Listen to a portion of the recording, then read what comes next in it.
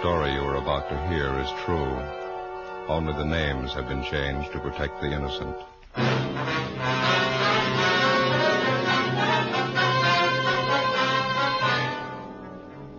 You're a detective sergeant. You're assigned a missing persons detail. A wealthy businessman in your city drops from sight. There's no trace of him. There's no apparent reason for his disappearance. Your job, find him.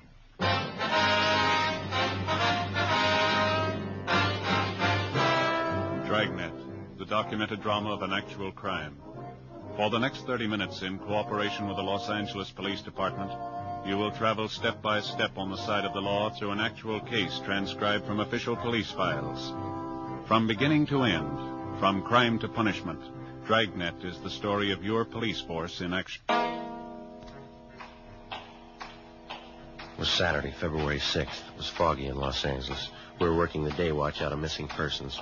My partner's Ben Romero. The boss is Thad Brown, chief of detectives. My name's Friday.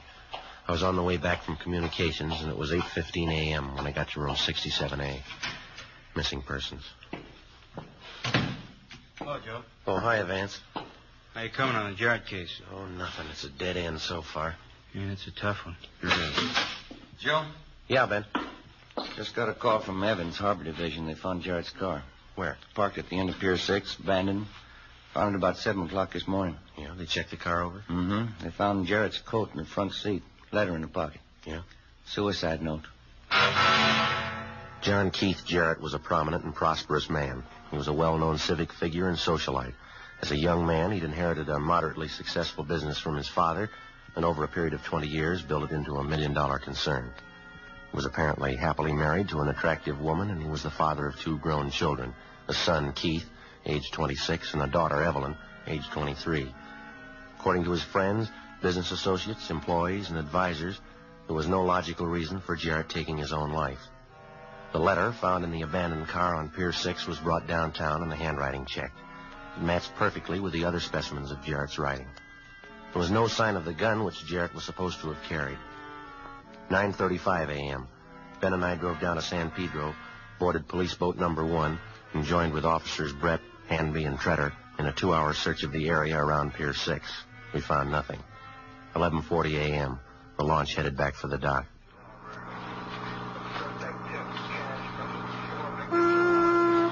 I can't make it out. Not a trace. Well, it might take a little time. Pretty fair chance that the tide swept the body out of the area. It'd still turn up. This fog's not helping much. Yeah. Maybe I'm just ornery this morning, Joe. I sure can't buy this thing the way it stands. I'll put in with you there.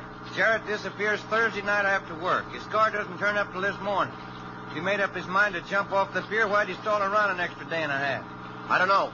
How about Miss Jarrett? When's she due back? She's flying in late tonight from Sacramento. We can check her in the morning. Oh. Well, looks like we're just about in. Yeah. Well, the crime lab ought to be through checking the car, huh? Yeah, just about, yeah. These boys on PD1 sure can handle this thing, can't they? Sure can. Well, I'm going to call in from the phone on the dock. You want to stand by here a minute? Okay, watch your step there, Joe Slippery. Yeah, all right.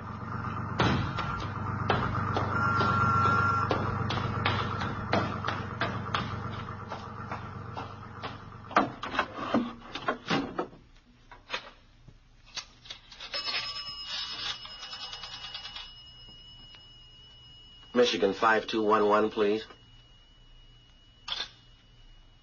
All right. Crime lab, please. Hi, Lee. Joe Friday. Did you look over that car? Mm-hmm. Where? Oh. Yeah, we'll check with you. Right, thanks.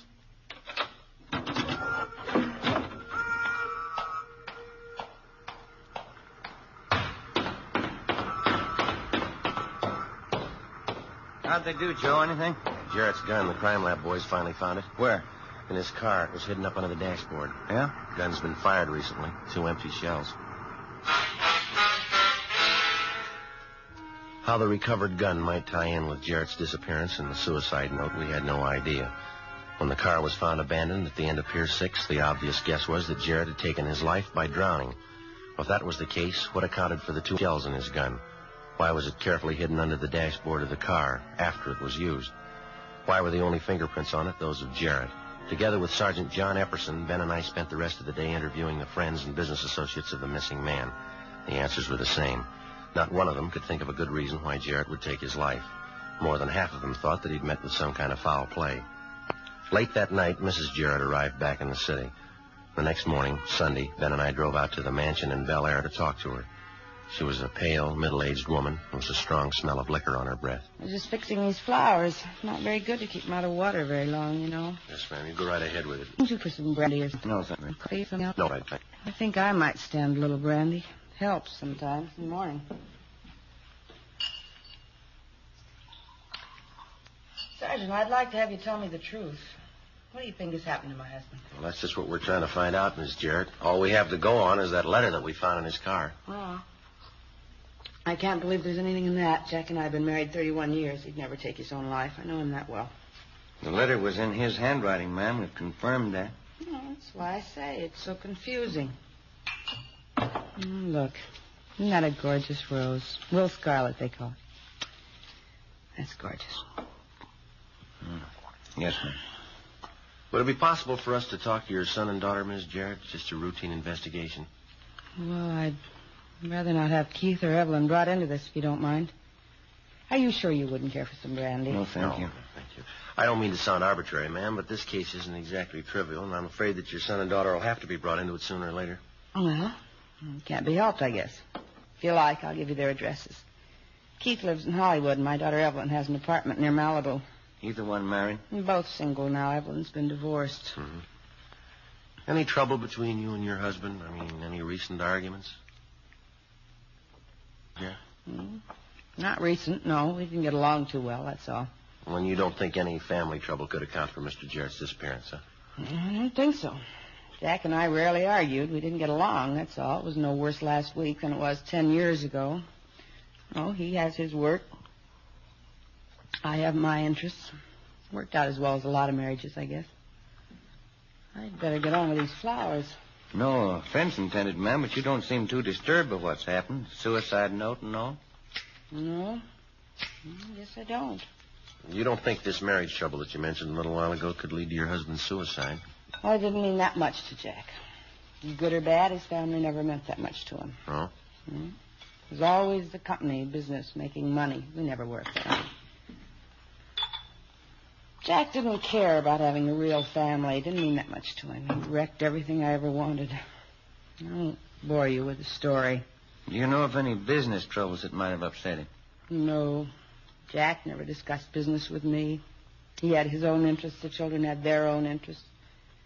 I guess I have mine. Ma'am?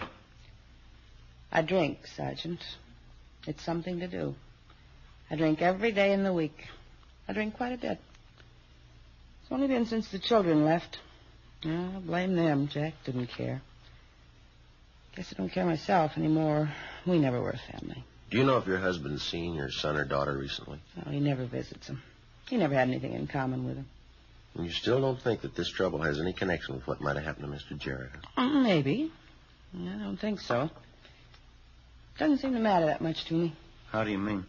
Well, it doesn't matter, Sergeant. I don't hate Jack. I don't love him. Yeah. I just don't care, that's all.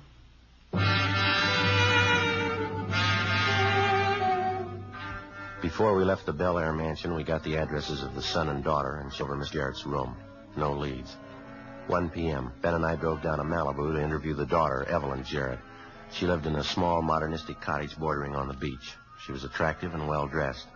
At the age of 23, she'd been twice married and twice divorced. She sat on the sofa filing her fingernails while we talked to her. I don't mean to be rude, Sergeant. I have a date at 2:30. I don't want to be late. We'll try to make it as quick as possible, Miss Jarrett. We talked to your mother this morning. She told us you haven't seen too much of your father the last 2 years. Yes, that's right. None of us were ever really close to him. Well, when's the last time that you saw your father, Miss Jarrett? Well, up until last Thursday night, I hadn't seen him for about 5 months, I guess. Oh, you saw your father last Thursday night, was it? Yes, he called me that afternoon, said he wanted to have dinner with me and my brother Keith. Did you have dinner with him? Yes, a little Spanish place out on Melrose. Keith was late as usual. Wasn't that pretty unusual for your father, having you and your brother get together with him for dinner? It didn't happen very often. Mother probably told you about that. Well, how did he seem that night? Did you notice anything unusual about him? No, he was pretty much the same as always. Asked Keith and me how we were getting along, if we needed any money. He didn't mention anything about leaving the city, going on a trip, maybe? No, he didn't. We had dinner, a few drinks, then I left. What time was that, Miss Jarrett? A little after midnight, I think. Well, Keith and my father stayed on. They said they were going to have a few more drinks. I see. Care for a cigarette? No, Thank you very much. Here you are. I'll get it. Thank you. How was your father when you left him, Miss Jarrett? In pretty good mood? Oh, he and Keith were arguing as usual. After a few drinks, they always argue. Anything serious? I don't know. Keith had some debts. He wanted Dad to pay them off. There's one thing I'd like to ask you, Sergeant. Yeah. I read the story in the paper, that gun you found in my father's car. Was it an plated revolver, a .32? Yes, that's right. There were 2 shells fired. Funny. Dad hasn't had that gun for a year. Reason I know is because after my divorce, I moved into this place alone. I thought it'd be a good idea to have a gun around, so I asked my father for his. Yeah? Well, he told me he'd given it away already. He didn't have any more use for it. Who'd he give it to, do you know? Told me he gave it to my brother Keith. That was almost a year ago. No? It must be a mistake. If Keith had the gun, how could they find it in my father's car? Well, maybe Keith can tell us. As soon as we left Evelyn Jarrett, we drove to a public phone booth, and Ben put in a call to the Green Castle Apartments in Beverly Hills, where Keith Jarrett was living. There was no answer. Ben called the manager of the apartment. Yes, sir. How's that? Mm-hmm. When did you say? I see. All right, sir. Thank you. Bye. Maybe we got something. What's that? Jarrett's son doesn't live there anymore. Manager says he moved in a hurry. Yeah, when? Thursday night.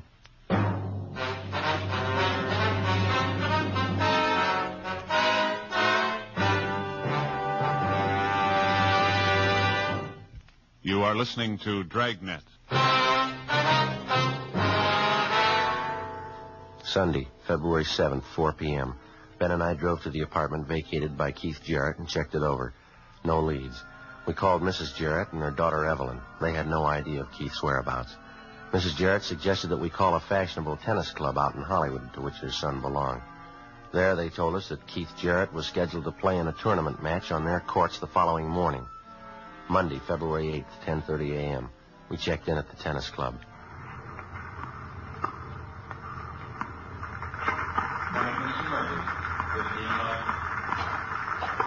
Joe, I talked to the man at the desk. Yeah? He said Keith Jarrett's around here someplace. He's having a boy page him. He'll send him over to her. Okay.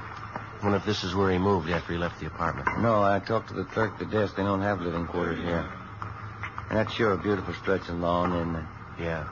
Wonder if they have any trouble with Gopher. Nice shot. My name's Jarrett. You gentlemen looking for me? Oh, yeah. Police officers, Jarrett. We'd like to talk to you a few minutes if you don't mind. No, not at all. Got a match coming up. Yeah, I got time. What can I do for you? It's about your father, Jarrett. We've been assigned to the case. Thought you might be able to help us out. Oh, yeah. I'll tell you anything I know. Figure suicide. Kind of unusual. We haven't spent much time together the last couple of years. My father and I didn't get along too well. Well, how'd he seem to you Thursday night, all right? Yeah, pretty much the same as always. We ate, had a few drinks. That was about the size of it. What time did you leave the restaurant, you remember? Oh, 1:30, I guess. Did your father leave with you? Yeah, that's right. We drove to my place for a nightcap, talked a little, and then he left. What'd you talk about, do you recall? Same old thing. Tried to argue me into taking a job with a company. He's been trying to sell me on it for years. I never could see it. Let's see. What kind of work do you do now, Jack? Tennis. How's that? I play tennis. Follow the tournaments. I like it pretty well. My father never could see it. He calls it tennis bums. I see. And you don't have a regular job that you work at? No, that's what we always argued about. I like tennis, though. I figure if you've got the money and you don't have to work, you might as well be doing something you like. Hey, you fellas care for a stick of gum? No, thank you. No, thank you. Excuse me. You know, I've been doing pretty well since I strengthened my backhand. I'm seeded fourth in this tournament. That's so. Huh? Pretty good life all in all. A lot of fresh air. Nice-looking girls around. Good-class people. Mm-hmm. You still live in town, Jack? My friend and I rented a Hollywood. Just moved there. When'd you move? Sometime last week. Why? Thursday night? Yeah, that's right. Thursday night. Is that supposed to mean something? You left pretty much in a hurry, didn't you? I guess so, yeah. Mind telling us why? Look, let's go back in the lounge. Yeah, okay.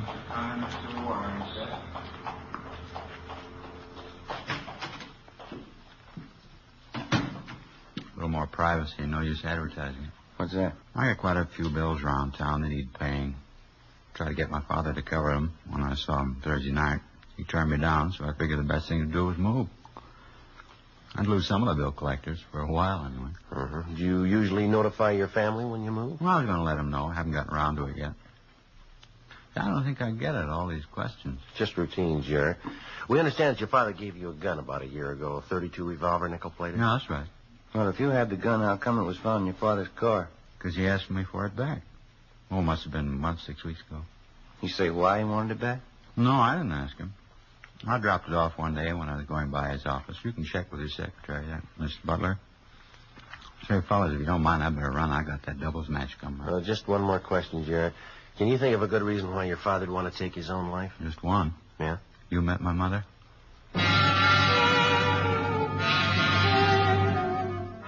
During the next 3 weeks, besides checking on dozens of other missing persons calls, we continued pushing the search for John Keith Jarrett. One by one, we eliminated the possibilities. Jarrett's personal physician told us that after a recent examination, he considered his patient to be in sound physical and mental health. We rechecked Jarrett's business rating. His company was in excellent financial condition. His bank statements were gone over. Nothing showed there. We talked to Jarrett's lawyer. He could think of nothing to account for his client's disappearance or possible suicide. We went back and retraced our steps.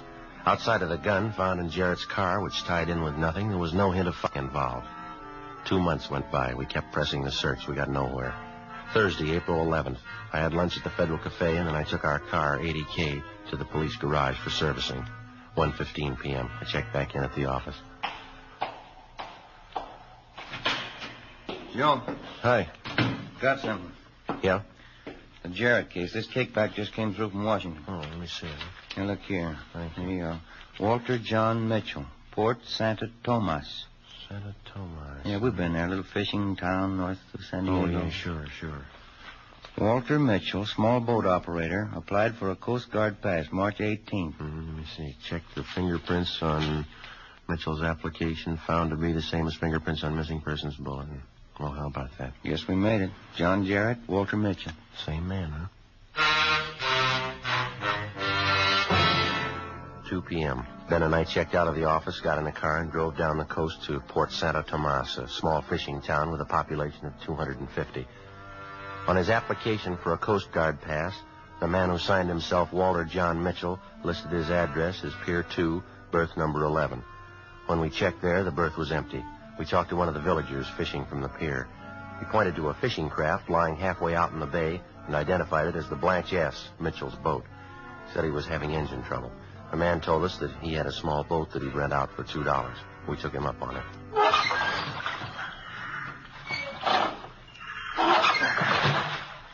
Sure hot down here. Think I'll get rid of this coat. Yeah, it's a good idea. Yep. I'll give you a hand there. Thanks. Okay. Oh, it's sure a long pull.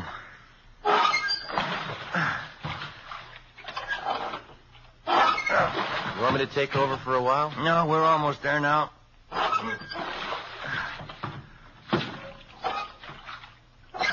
Yeah, easy now. We're coming alongside here. Yeah, all right. That ought to do it. Mr. Mitchell? Walter Mitchell? Yeah, coming. Who is it? Police officer, sir. I'd like to talk to you if you have a minute. Oh, all right. Come on aboard. Hold it steady there. All right, I got it. Go ahead, Ben. Yeah, all right. Look, watch it. What? Oh, you better grab hold of my hand. Yeah, all right, thank you. Tie up and climb aboard. Yes, sir. Thank you. Come on up forward, officers. Thank you. My name's Romero, sir. This is my partner, Sergeant Friday. How do you do? How do you do, sir? Here we are. You can sit on that hatch cover if you like. Clean. Scrubbed it down myself this morning. Oh, that's fine. Thank you, sir. Beautiful day, isn't it? Nice warm sun. Look at that. Water's clear as crystal. Good life out here, officers. Yes, sir. I guess you have a pretty good hunch why we're here. Well, I don't know. I'd like to have you tell me. Well, your real name's Jarrett, isn't it? John Keith Jarrett? Yeah, I thought so. I've been halfway expecting it. Tell me, how'd you find it? Your application for a Coast Guard pass. Checked the fingerprints on it. Well, yeah, but you didn't have anything to compare them with, did you? Well, when you applied for that permit to carry a gun, we got a set of your prints. They went out with the missing persons bulletin on you. Oh, yeah, I forgot. Washington matched up the prints and sent the information along to us. Yeah, it's all right. Sure handed to you fellas. I thought I was pretty smart covering up. Well, how about it, Mr. Jarrett? I mean, taking off like you did, don't you figure that maybe you have a little explaining to do? Yeah, imagine I do. You smoke? Oh, thank you. Yes, sir, I'd like one. Here, I got a match right here. Well, there's no need to tell you. You've had a lot of people worrying over you. I don't think there are too many. My secretary, maybe, right? Well, yes, sir. Look, I realize you men know your business. I know I don't have to remind you, but I just like to make it clear. What's that? I know a little bit of the law, and I want you to understand this. If you should tell anyone where I am, I'd consider it an invasion of my personal rights, okay? Any way you want it. Maybe you can't figure out my disappearing the way I did, but I think you know that legally I've done nothing wrong. I've respected the rights of the law, and now I want the law to respect my rights. Yes, sir, it's fine with us, Mr. Jarrett. There's just one thing. Yes, sir? We've chased down quite a few blind alleys on this thing. That false suicide that you staged, the gun, the letter. Do you think that maybe that earns us an explanation? I'm sorry about the legwork, believe me. You can hear the story if you want to, short version or long. Which one? Any way you want to tell it. Uh-huh. You met my family, have you? Yeah, we have. My wife? Yes, sir. My son, Keith? Yeah. My daughter? Yes, sir. Well, you know what they're like. My wife's been an alcoholic for 8 years. Why be polite? She's a drunk. My son's a tennis bum. There's no other word for that. My daughter? Yes, sir. You know it as well as I do. 2 divorces, different boyfriend every week. She might as well be walking the street. I worked hard for my family, Sergeant. I was proud of them once. What would you do if they turned out the way they have? I don't think I could say, Mr. Jarrett. I don't know your family that well. There's a good reason you don't, Sergeant. I paid a lot of money to keep them off the front page.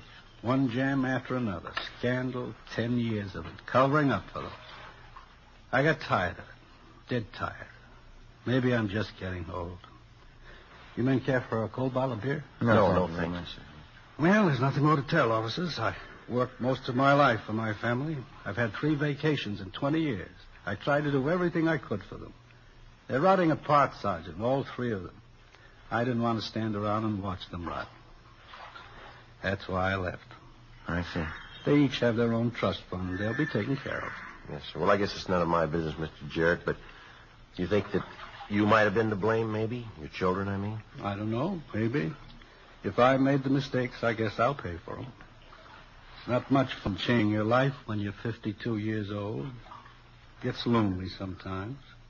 Pretty lonely. Well, what are you going to do now, do you know? Ooh, sail around, I guess. Take the Blanchets down to Mexico, all around, do some fishing. It's lonely sometimes. I'll get used to it.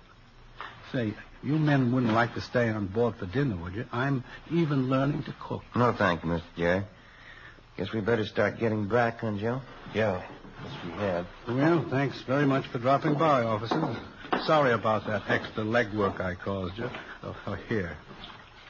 What's this? $2 for the rent of the rope. Glad I met you, Jarrett. Good to you. Same to you, Friday. Goodbye. Bye, Goodbye, sir. Mr. Jarrett. Watch your step there now. Yes. Yeah, we got it all right, I think. There you go. Okay, Joe, come ahead. All right. Passed off your line, boy. Okay, thanks, Mr. Mitchell. Goodbye. Goodbye. Good luck, gentlemen. Good luck to you.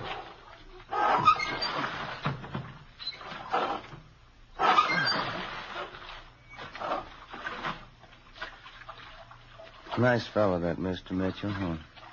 Yeah. Strange one, huh, Joe? Oh, I don't know. He seems pretty happy. Must have been pretty rough on him. Yeah. What's it prove? It's no crime to get lost.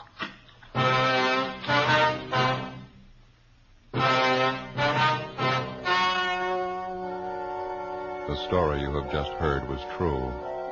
Only the names were changed to protect the innocent. On April 19th, a final report was filed by officers investigating the disappearance of John Keith Jarrett. In a moment, the results of that report.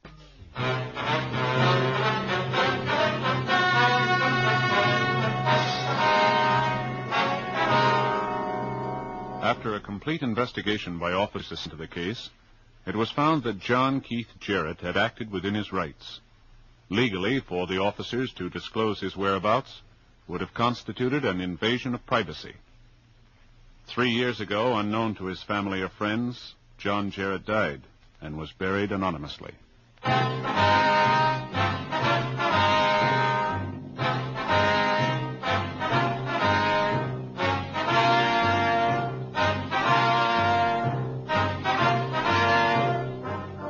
You have just heard Dragnet, a series of authentic cases from official files. Technical advice for Dragnet comes from the Office of Chief of Police W.H. Parker, Los Angeles Police Department.